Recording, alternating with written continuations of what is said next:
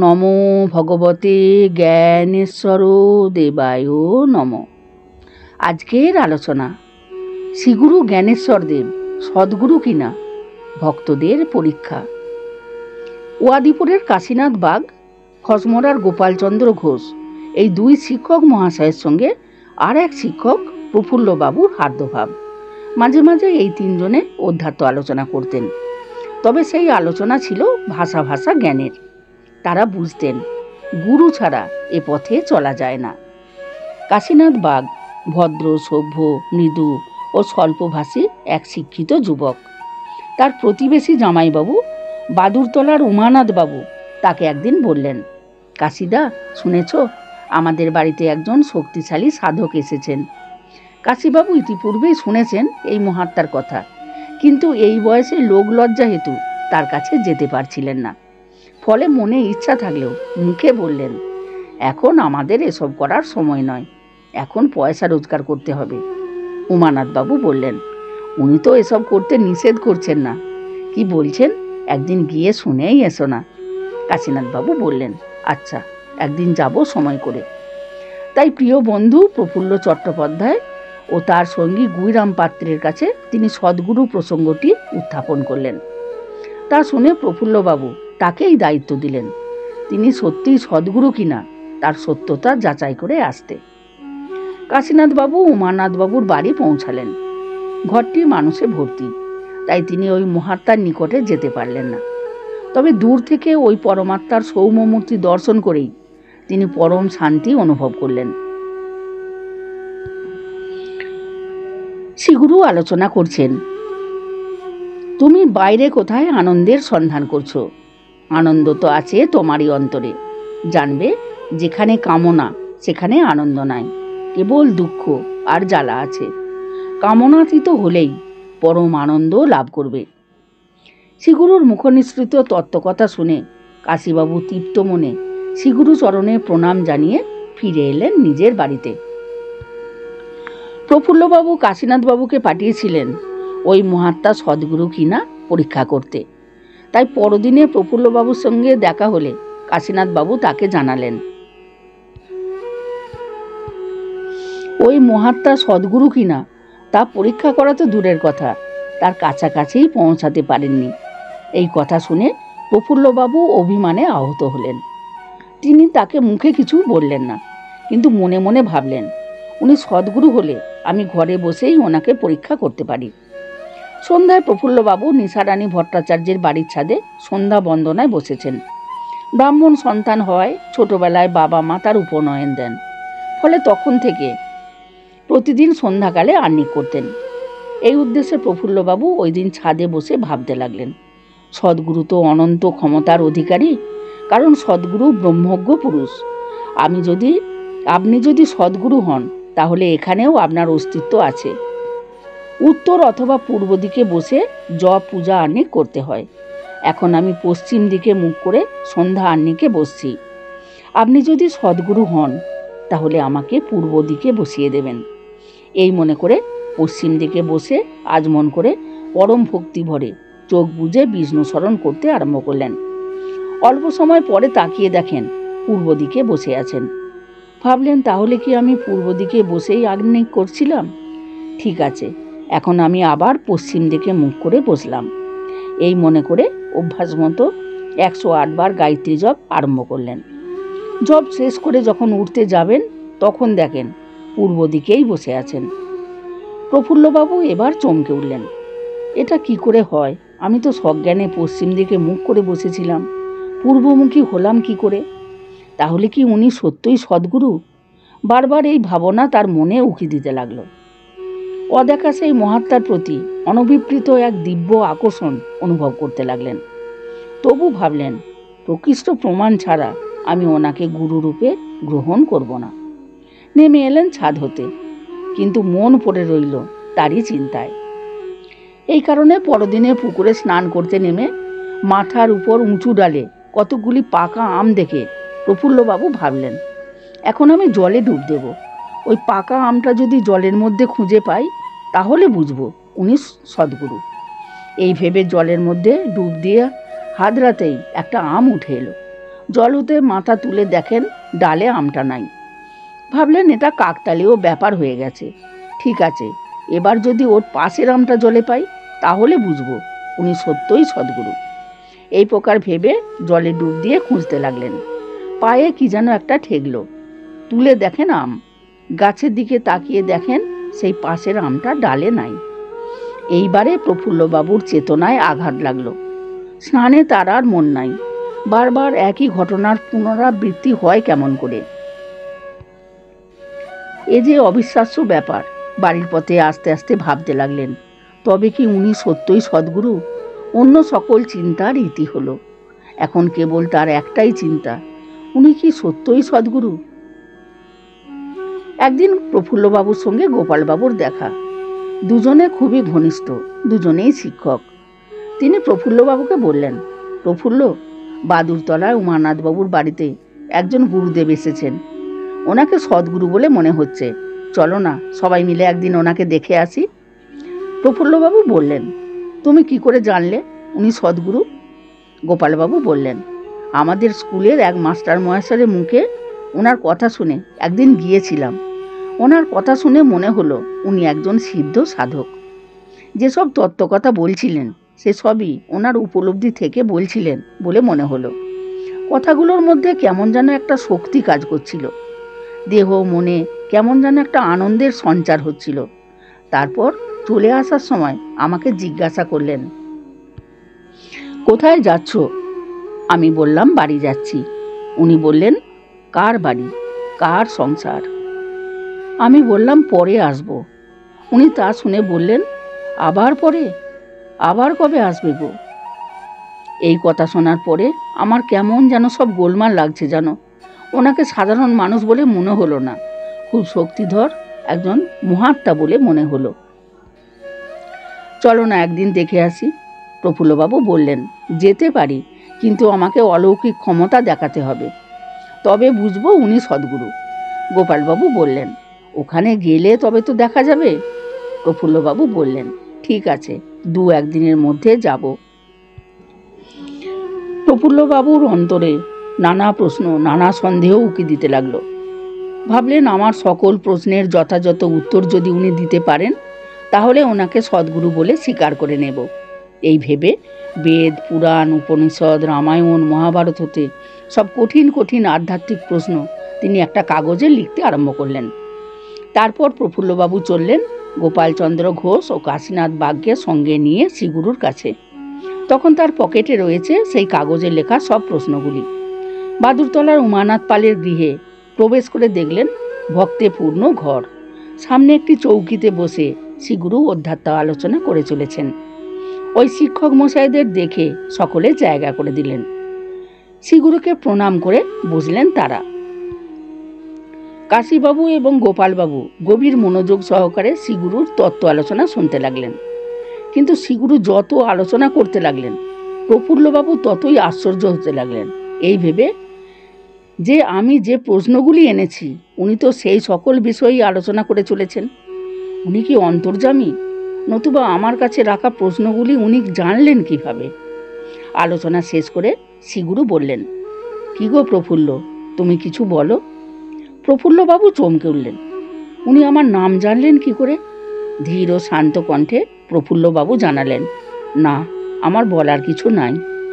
আমার যা কিছু জিজ্ঞাসা ছিল এই 1 ঘন্টায় আপনি সেই সকল বিষয়ে আলোচনা করেছেন। ঠিক একই প্রকারে দেউলপুরের আর এক ভক্ত শঙ্কর কুমার ধারা শ্রীগুরুকে জিজ্ঞাসা করেছিলেন, আমি কে, কোথা থেকে এসেছি, শেষ পরিণতি কি? শ্রীগুরুর মুখে এই সকল প্রশ্নের উত্তর শুনে শঙ্করবাবু আশ্চর্য হয়ে গেলেন। কারণ তিনি এই প্রশ্নগুলি করেছিলেন তন্ত্রভিলাষীর সাধুসঙ্গ নামে একটি আধ্যাত্মিক বই থেকে। ওই বইয়ে যে উত্তর দেওয়া আছে শ্রীগুরু সেই উত্তর তো দিচ্ছেনই, উপরন্তু বিশেষভাবে সহজ করে বুঝিয়ে দিচ্ছেন। মনে হলো তিনি যেন বইটি পড়েছেন। এখন তিনি নিশ্চিন্ত হলেন এই ভেবে যে এতদিনে একজন যোগ্য সাধকের সন্ধান পাওয়া গেল। যাই হোক, দিব্যদর্শী শ্রীগুরু জ্ঞানেশ্বরদেব দেখলেন এত পরীক্ষা করেও জীবের চেতনা জাগ্রত হলো না। এত অলৌকিকত্বের প্রমাণ পেয়েও অবিশ্বাসের ইতি হলো না।